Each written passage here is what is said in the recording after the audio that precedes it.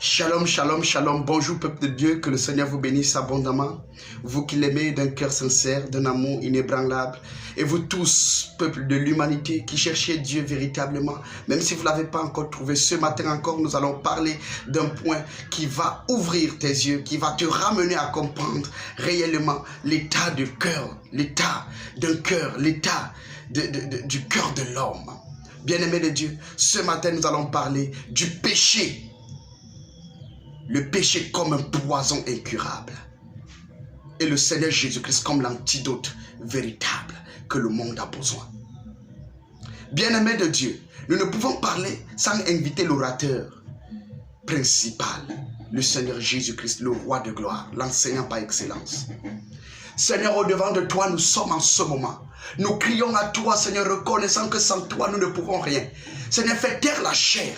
Viens, Seigneur, oh Dieu de gloire, qu'une fois de plus, le monde des ténèbres soit secoué, que les âmes soient arrachées du monde des ténèbres et que les âmes reviennent à toi au nom de Jésus. Saint-Esprit de Dieu, ramène le peuple à toi, le peuple qui s'était détourné de toi depuis le jardin d'Éden. Seigneur, oh Dieu, ces brebis qui ne étaient pas encore dans l'enclos, Seigneur, ramène-les au nom de Jésus-Christ de Nazareth.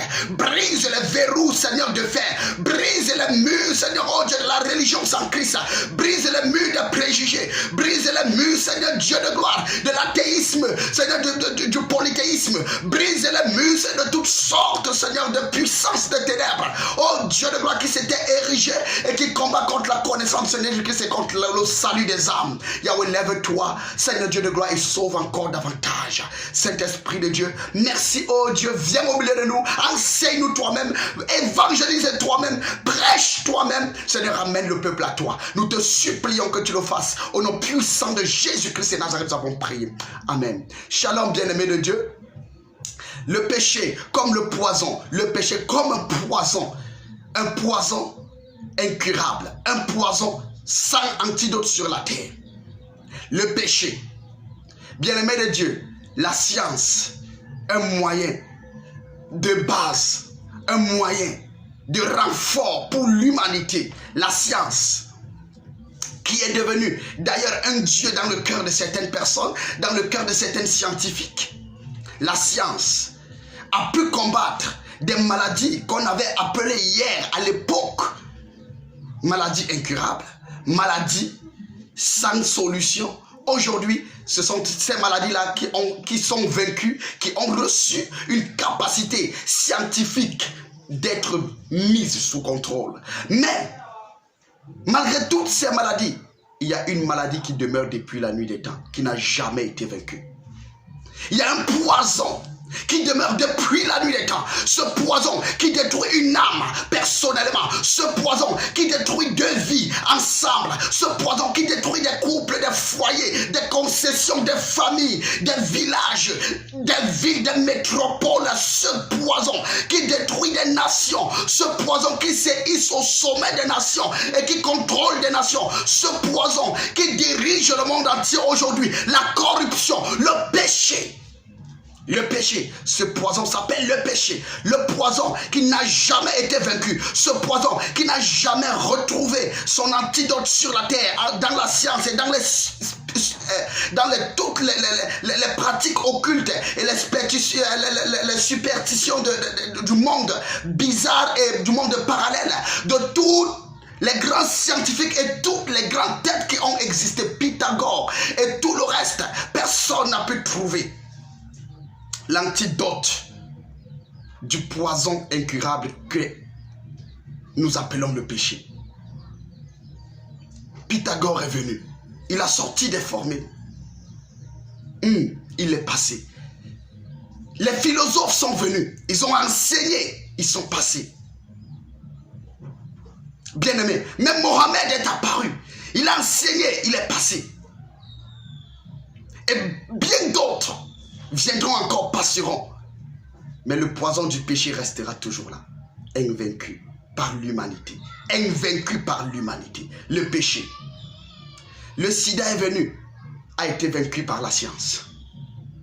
l'hépatite, la tuberculose, les cancers sont venus, cancer de sein, cancer du cerveau, cancer du foie, cancer de l'estomac, tous ces cancers ont été vaincus par la science. Bien-aimés de Dieu.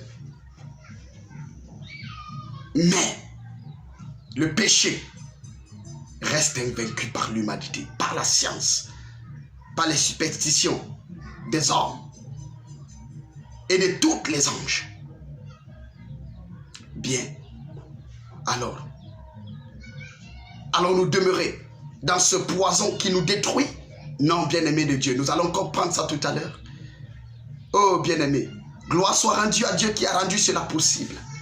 Quelque part, il y a espoir, car il y a un antidote qui a été donné. Nous allons parler de cet antidote. Mais avant d'y parler, allons-y rapidement sur le péché. Qu'est-ce que c'est que le péché? Depuis le jardin d'Éden, l'homme a été créé dans la gloire de Dieu.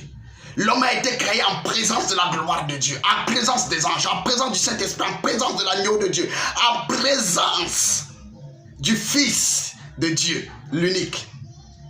L'homme a été créé dans cette gloire immense-là.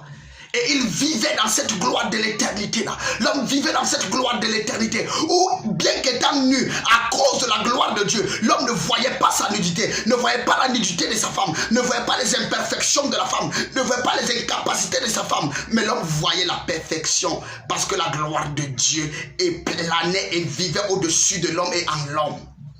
Mais lorsque le péché a fait son entrée triomphale, lorsque le péché est entré en l'homme, le mensonge est venu. Lorsque le péché est entré en l'homme, la peur de la présence de Dieu est venue. Lorsque le péché entre dans l'homme, la cupidité, la corruption est entrée dans le monde entier, dans l'humanité. L'homme a commencé à avoir peur de Dieu. Depuis le jardin d'Éden, l'homme a commencé à avoir peur de Dieu. Pourquoi? Parce que Dieu est la vie et le péché qui avait apporté son salaire dans la vie de l'homme. Son salaire c'est quoi? Romains chapitre 3. Romains chapitre 3. Tous ont péché. L'humanité a péché au travers d'Adam. Et dans Romains chapitre 6, au verset 23, la Bible nous dit, le salaire du péché c'est la mort. Le salaire du péché, c'est la mort. L'homme ayant péché, ayant désobéi à Dieu, l'homme ayant touché à la désobéissance, l'homme ayant touché au péché, a contracté la mort.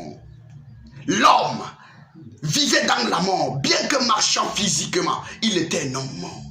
Bien que marchant physiquement, il avait en lui ce poison incurable. Maintenant, il devait accoucher des enfants corrompus par ce poison, des enfants envahis par ce poison, des petits-fils que nous sommes devenus aujourd'hui corrompus par ce poison. Le poison est entré dans l'humanité au jardin d'Éden. Le poison incurable a commencé depuis le jardin d'Éden, est entré dans l'humanité.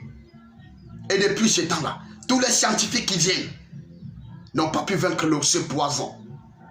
Ils ont cherché par la sorcellerie, ils ont cherché par le monde astral, ils ont cherché par tous les moyens, ils ont cherché par la sortie du corps des âmes et tout le reste, mais n'ont pas pu. Bien-aimé de Dieu, le péché a séparé l'homme, le péché a séparé l'homme d'avec Dieu, le péché a causé une séparation entre l'homme et Dieu. Maintenant l'homme pouvait se cacher de la présence de Dieu. Parce que le péché était présent. Parce que la mort était dans la vie de l'homme. Parce que la mort, il se manifestait au travers de l'homme. Qu'est-ce que c'est que la mort? La mort, qu'est-ce que c'est que la véritable mort? C'est la séparation d'avec Dieu. C'est la séparation d'avec Dieu.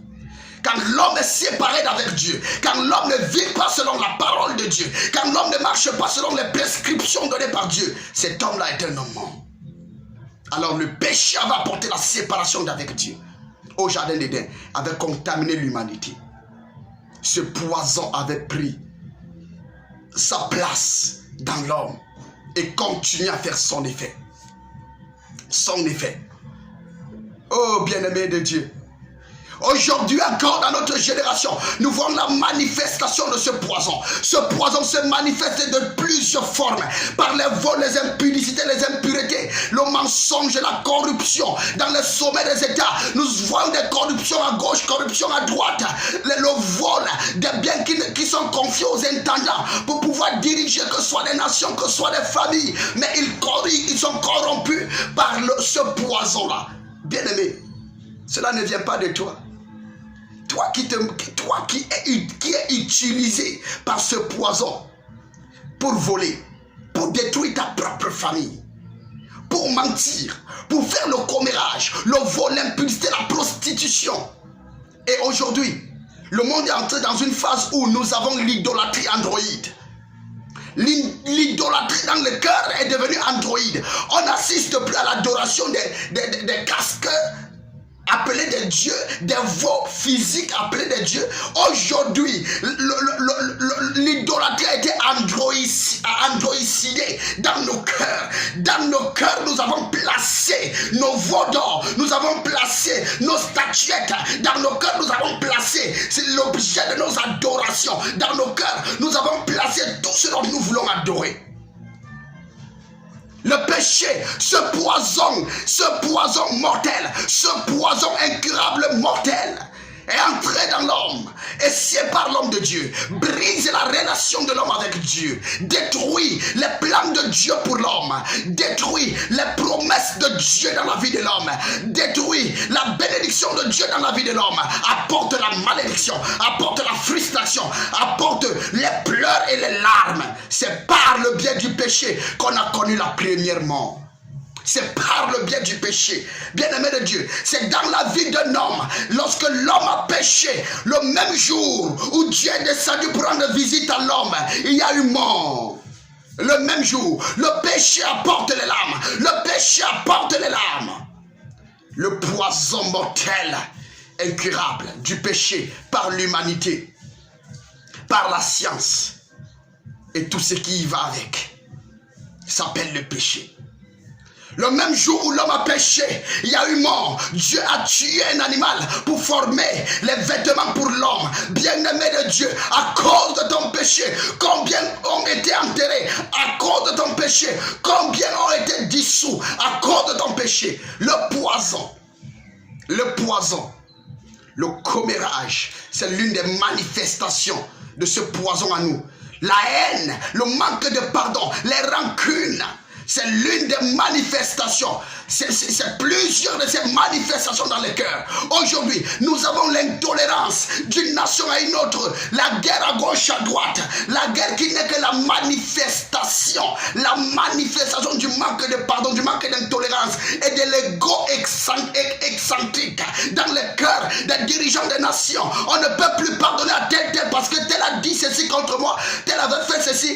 Telle nation avait fait ceci il y a de cela plus de 50 ans. Et aujourd'hui, on se lève pour se venger. La vengeance, c'est la manifestation de ce poison incurable et mortel dans le cœur de toute l'humanité. Bien-aimé de Dieu, le poison incurable et mortel s'appelle le péché. Le péché, ça détruit un homme, bien que marchant sur la terre, bien que parlant, bien que prêchant, mais l'homme est détruit petit à petit, envahi petit à petit. L'homme meurt. Le péché tue l'homme. Le péché ne tue pas que spirituellement, ça tue aussi physiquement. Écoutez bien, le péché, lorsque ça entre dans la vie d'un homme, que tu sois pasteur, bishop, archibishop, que tu sois même prophète, lorsque le péché entre dans ta vie, tu es séparé d'avec Dieu. Mais tu peux conserver tes dons, tu peux conserver la manifestation de la puissance de Dieu, mais tu es séparé d'avec la présence de Dieu. Bien-aimé de Dieu, il y a un homme ouin dans la parole de Dieu, la Bible, qui avait demandé à Dieu, Seigneur, je voudrais te voir. Et Dieu lui a dit, ok, je t'accorde cette grâce, cette faveur que tu me demandes. Bien-aimé de Dieu, cet homme, qu'est-ce qui s'est passé? Dieu lui a dit, lorsque je passerai, je vais te cacher dans une grotte qui est proche. Oh, bien-aimé, lorsque Dieu, le moment de passer est arrivé, il y a eu un vent violent, un vent si violent, mais Dieu n'était pas dedans. Oh, bien-aimé de Dieu, Beaucoup ont des ministères avec une violence de la puissance, avec une violence de la prédication, mais Dieu n'est pas dedans. Beaucoup ont une nation révolutionnée, une nation en plein développement, ici au sommet de tous les développements, la première puissance, deuxième puissance, troisième puissance, cinquième puissance mondiale, mais Dieu n'est pas dedans. Oh bien-aimé de Dieu, c'est pas parce que le ministère est un ministère de vent violent que ça veut dire Dieu est dedans. Alors, il y a eu un vent de feu qui est passé, bien-aimé de Dieu, mais Dieu n'était pas dedans. Malgré le feu, Dieu n'était pas dedans. Beaucoup ont des ministères de feu sur la terre. Beaucoup ont des ministères de feu. Ils sont acclamés par des hommes, loués par des hommes, élevés par des hommes, mais Dieu n'est pas dedans. Et il y a eu enfin un vent doux, léger, et Dieu était à l'intérieur. Dieu était dans ce vent doux et léger là. Bien-aimé de Dieu, ne te trompe pas. Le message du péché n'est pas que pour les païens. Le message du péché aussi pour les évangéliques. Le message du péché aussi pour les cœurs. Le message du péché ne concerne pas que les païens, ne concerne pas que les athées. Ça concerne aussi des pasteurs. Ça concerne aussi des bishops, des archbishops, des ovacies. La cupidité qui est l'une des manifestations du poison incurable et mortel a pris la place dans ton cœur. Tu manifestes tout parce que la gloire de la cupidité est là. Parce que la cupidité te fait avancer. Tu manifestes tout. Tu définis tout selon tes moyens. Tu ne définis pas tout selon la volonté de Dieu, mais tu définis tout maintenant selon tes moyens. La cupidité a rempli ton cœur. La cupidité a fait surface. Et c'est ça qui conduit ton ministère. Non, les murs doivent être ornés par des matières tellement chères. Pourquoi? Parce qu'il faut qu'on montre que la gloire de Dieu est là. Bien-aimé de Dieu, là où Dieu était présent, le vent était doux et léger. Le vent était doux et léger, pas dans une matière chère. La cupidité, le poison mortel est incurable, a fait surface dans le cœur des ovacies. Ovacies mais cupides, ovacies mais luxueux, ovacies mais luxueux. Le péché a détruit l'humanité. Le péché a sin. A sin. This is a seed of evil. And when you touch it, you can never be the same. Directly you become a sinner. A sinner. Oversee but a sinner. Oversee but a sinner. Apostle but a sinner. Apostle sinner. Woman of God but a sinner. Bien-aimé de Dieu. Le péché transforme la gloire qui était présente en l'absence de la présence de Dieu. Le péché, si tu veux bien comprendre ceci, étudie très bien. Lorsque Dieu sort son peuple de l'Égypte, il est au désert avec son peuple. Quand le peuple fait ce qui ne va pas, Dieu se retire, la gloire de Dieu se retire et Dieu frappe le peuple d'une plaie mortelle. Dieu frappe le peuple de façon incurable. Le péché, une plaie incurable. Nombre chapitre 21 à partir du verset 6 au verset 9. Jésus-Christ est l'espoir. Le péché est une plaie incurable. Lisons ensemble. Nombre chapitre 6, chapitre 21 à partir du verset 6 au verset 9, la Bible dit: alors l'Éternel envoya contre le peuple des serpents brûlants. Ils mordirent le peuple et il mourut beaucoup de gens en Israël. Le peuple vint à Moïse et dit: nous avons péché car nous avons parlé contre l'Éternel et contre toi. Prie l'Éternel afin qu'il éloigne de nous ces serpents. Moïse pria pour le peuple. L'Éternel dit à Moïse: fais-toi un serpent brûlant et place-le sur une perche. Quiconque aura été mordu et le regardera conservera la vie. Moïse fit un serpent d'airain et le plaça sur une perche, et quiconque avait été mordu par un serpent et regardait le serpent d'airain conservait la vie. Alléluia. Jésus-Christ est l'espoir de l'humanité. Gloire soit rendue à Dieu. Gloire soit rendue à celui qui est assis sur le trône et qui règne d'éternité en éternité. Jésus-Christ est l'espoir de l'humanité. Malgré l'immortalité, malgré la mortalité massive que cause ce poison mortel et dangereux, incurable par l'humanité et la science, Dieu a trouvé un moyen pour vaincre ce poison dans nos vies, dans la vie de l'humanité. Dieu a trouvé un moyen, l'unique moyen. Il s'est doté d'un moyen, l'unique moyen pour renverser ce poison. De même qu'au jardin, de même qu'au désert, le peuple avait reçu les morsures des serpents. Et tous ceux qui avaient reçu les morsures des serpents étaient appelés à mourir. Tous ceux qui ont touché au péché sont voués à la mort. Tous ceux qui ont touché au péché sont voués à la mort. Or, Romains chapitre 3, le verset 23 nous dit: tous ont péché et sont privés de la gloire de Dieu. Le péché qui prive l'homme de la gloire de Dieu cause à l'homme la mort. Dans Romains chapitre 6, le verset 23, le salaire du péché, c'est la mort. Bien-aimé de Dieu, déjà, tu dois savoir qui que tu sois. Tu es même un moraliste, oh Père. Tu es un bienfaiteur de tout niveau, de toute catégorie. Tu es un novaci. Tu n'es pas à l'abri du péché. Le péché n'a pas peur de l'onction. Le péché n'a pas peur de la classe sociale. Le péché n'a pas peur des mendiants. Le péché n'a pas peur du luxe dans lequel tu vis. Le péché n'a peur de rien.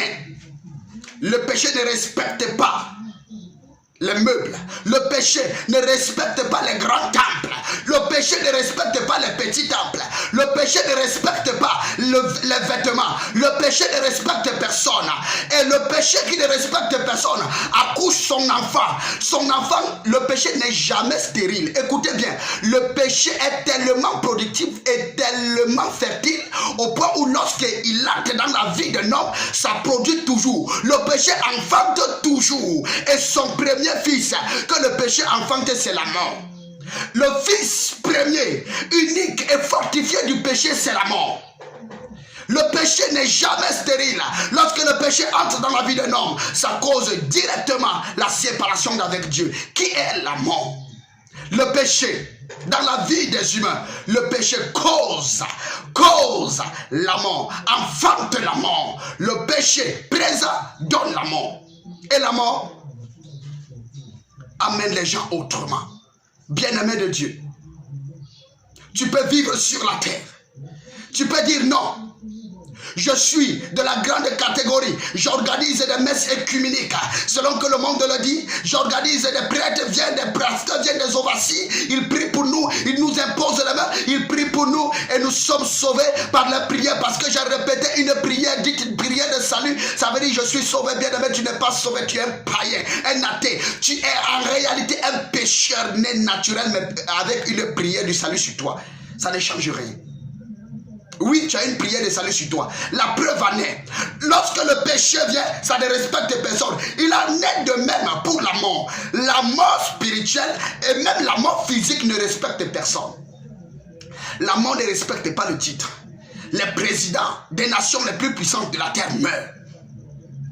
Les présidents des petites réunions dans les quartiers, ils meurent eux aussi. Les mendiants dans les rues, ils meurent eux aussi. Des hommes avec des maisons, des châteaux et des maisons lambrisées avec des meubles hors pair, eux aussi ils meurent. La mort ne respecte personne et le péché, il en est de même. La mort spirituelle ne respecte personne parce que c'est une conséquence de ce que sa mère est présente dans ta vie. Aussi longtemps que sa mère est là, alors la mort spirituelle se manifeste parce que sa mère n'est pas stérile. Le péché enfante la mort. Ce poison mortel, ce poison produit la mort. Et ça ne respecte personne.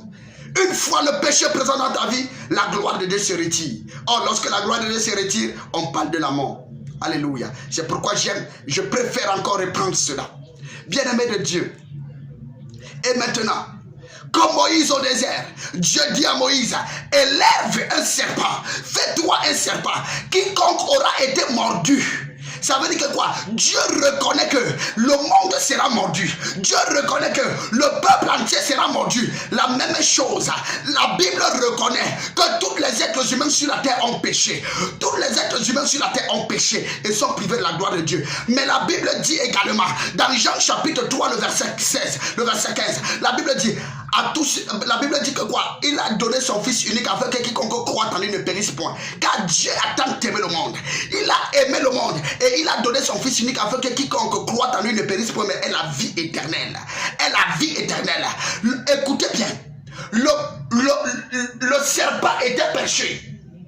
Et quiconque avait été mordu, quiconque était rempli par le poison du serpent, et le serpent venimeux, et qui regardait au serpent qui avait été élevé, il n'y avait qu'un seul serpent. Il n'y a pas deux serpents, il n'y a pas deux sauveurs, il n'y a pas Mohamed, et il n'y a pas Judas, il n'y a pas je ne sais pas quel kakou qui se lève, je ne sais pas quel pasteur qui se lève, ou pasteur Luc qui se lèverait pour dire que je suis le salut, je suis celui qui vous donne le salut. Je ne sais pas quiconque, il y a un seul sauveur. La Bible dit, Dieu a tant aimé le monde, il a tellement aimé le monde qu'il a donné son Fils unique, comme Moïse a donné le serpent de rein au désert. Dieu a donné son Fils unique afin que quiconque est envahi par le péché se tourne vers son Fils unique et la vie éternelle, conserve la vie. L'un des moyens, l'unique et exclusivement l'unique moyen d'être sauvé, d'être éradiqué de ce poison mortel sur la terre par les scientifiques et même les hommes naturels,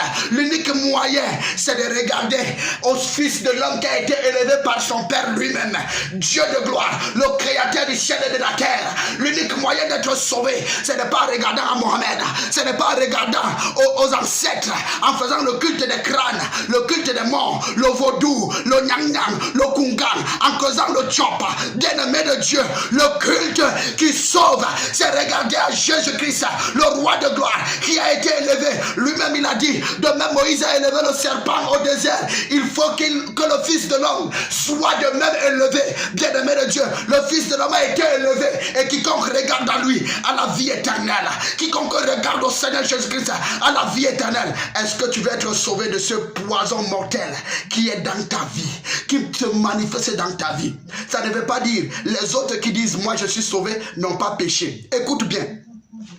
Dieu dit à Moïse, celui qui aura été mordu par les serpents venimeux, par les serpents en feu, par les serpents brûlants, et qui regarde après, le serpent que tu auras élevé aura la vie sauve, conservera la vie. Bien-aimé de Dieu, celui qui m'a manifesté le péché, tu as manifesté la corruption, tu as manifesté le vol, les avortements, les parricides, tu as manifesté les meurtres et tu en as marre. Tu veux être sauvé de ce poison qui se hisse dans ton cœur et qui se manifeste au fond de toi. Ce poison du commérage, ce poison, malgré que tu prêches, tu pries, tu es intercesseur, mais tu es encore impudique, tu te masturbes encore. Malgré que tu es dans ce monde de Dieu là, en la présence de Dieu, tu parles en langue, mais tu mens encore. Tu parles en langue, mais tu couches encore avec les femmes des autres. Tu couches encore avec les filles des autres. Tu couches encore avec les maris des autres. Mais toi-même, tu sais que tu es sale. Si tu veux aujourd'hui vaincre ce poison mortel là, l'espoir, c'est à la croix. La croix du Christ. Jésus-Christ de Nazareth, le roi de gloire. La Bible dit de lui dans Jean chapitre 1, le verset 29. Le lendemain, Jean le vit et il dit, voici l'agneau de Dieu qui ôte le péché du monde. Pas l'agneau de Dieu qui couvre le péché du monde, mais il ôte. Lorsqu'on se détourne du péché, de ce poison mortel, malgré sa présence, ne regarde plus combien le péché t'a fait du mal. Aujourd'hui, si tu écoutes cette parole, ne regarde plus combien tu as manqué du respect aux gens, combien tu auras honte des gens, combien est-ce que tu as fait du mal aux gens, mais regarde à l'espoir qui se donne au Seigneur Jésus-Christ, l'espoir pour ôter ton péché devant Dieu. Si Dieu est pour toi, qui sera contre toi? Bien-aimé de Dieu, la Bible dit, voici l'agneau de Dieu qui ôte le péché du monde. Jésus-Christ veut ôter ton péché aujourd'hui. Jésus-Christ veut ôter ton péché aujourd'hui, car le péché, c'est un poison mortel. Le péché, c'est un poison incurable par la science, par les méthodes religieuses. Le péché est un poison mortel incurable par les méthodes ministérielles théologiques. Reviens à Jésus aujourd'hui. Jésus dit, car Dieu a tant aimé le monde qu'il a donné son Fils unique. Dieu n'a pas donné les méthodes religieuses. Dieu n'a pas donné la théologie. Dieu n'a pas donné les méthodes ministérielles. Dieu n'a pas donné une doctrine ministérielle. Mais Dieu a donné son Fils unique. À qui crois-tu? Est-ce à une doctrine quelconque? Est-ce à une méthode quelconque? Est-ce au moyen de l'association qui est caritative? À quoi est-ce que tu crois? À quoi est-ce que tu crois? Jésus-Christ a été donné comme l'unique moyen du salut, l'unique moyen de rachat des âmes. Comme le serpent des reins au désert avait été élevé comme l'unique moyen pour conserver la vie. De même dans notre génération, une génération où l'enfant couche avec sa mère, la mère couche avec son beau-fils. Bien-aimé de Dieu, une génération où la perversité s'est accrue. Une génération où on ne respecte plus les cheveux blancs. Lorsque père entre dans une maison, les jeunes commencent à se moquer. Une génération où tout le monde est cupide et égoïste, égocentrique. Une génération où tout le monde regarde d'abord ce qu'il regarde avant de regarder aux autres. Bien-aimé de Dieu, lorsque le péché abonde, la grâce de Dieu surabonde. Dans cette génération, la grâce de Dieu veut surabonder dans ta vie. La grâce de Dieu veut surabonder dans ta vie, dans ta famille, dans ton foyer, dans ton cœur, dans ton âme. La grâce de Dieu veut surabonder. Mais qu'est-ce que tu vas faire ce matin? Qu'est-ce que tu vas faire ce matin? Jésus-Christ te lance l'appel. Il te dit, mon fils, il te dit, ma fille, quel que soit ton rang social, je t'attends aujourd'hui. Je t'attends à la croix aujourd'hui. Je veux que tu puisses connaître la grâce de la repentance et que tu reviennes à la maison. Que tu reviennes à la maison où tu étais au jardin d'Éden, dans la gloire, en ma présence. Je veux que tu reviennes à la maison. Jésus-Christ te tend la main aujourd'hui. Oh, dirigeant du monde. Oh, ministre, assistant, intendant, gouverneur. Jésus-Christ vous tend la main aujourd'hui. Païen athée, scientifique athée, scientifique polythéiste, monothéiste, sans Christ, Jésus-Christ vous tend la main aujourd'hui. Oh, voici, toi qui vivais encore dans le mensonge, la cupidité, Jésus-Christ te tend la main aujourd'hui. Regarde seulement, pour conserver la vie, regarde seulement à son Fils, qui s'appelle Jésus.